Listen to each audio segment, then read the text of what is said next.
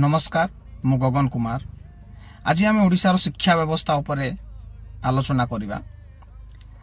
जे गोटे private school रे गोटे शिक्षक बा शिक्षयित्री 10 रु 15 हजार रु 20 हजार भितर दरमा पाइके सेमाने सेमानकर स्कूल रो पिलांकु बहुत बेटर एजुकेशन दउछंदी। जेमति कि सेमानकु इंग्लिश रे कहिबा लेखिबा पढ़िबा सहित विज्ञान गणित उन्नत मानर शिक्षा से माने दे पारुछंदी। किंतु आमर सरकारी विद्यालय रे शिक्षक माने शिक्षयित्री माने 50,000 60,000 70,000 दरमा पाइकी मध्य गुणात्मक शिक्षा दे पारु नांती।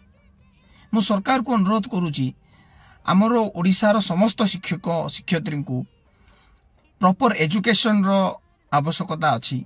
एमान को जो डेवलप राज्य रे एजुकेशन रे जो स्टेट गुडा को डेवलप करिसंती से स्टेट को नै कि एमान को सेठी बुलेई से ठिर एजुकेशन सिस्टम केमती चलीची ता ऊपर एमान को शिक्षा दे कि आनी कि ओडिशा रे एमान को शिक्षागता करिबा पई छाड़िबा दरकार अछि।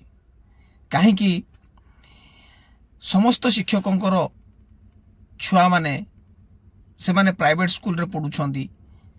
आम भलिया गरीब गरुबा लोकंकर छुआ माने गवर्नमेंट स्कूल को जाउछंती। जो छुआंकर भविष्य एई शिक्षक शिक्षयित्री माने जानी सुनी बर्बाद करूछंती। एते टंका सैलरी नेला परे मध्य से माने प्रॉपर एजुकेशन दउ नाहंती। मु सरकार को अनुरोध करूची या ऊपर बहुत कड़ा निष्पत्ति नियंतु। धन्यवाद।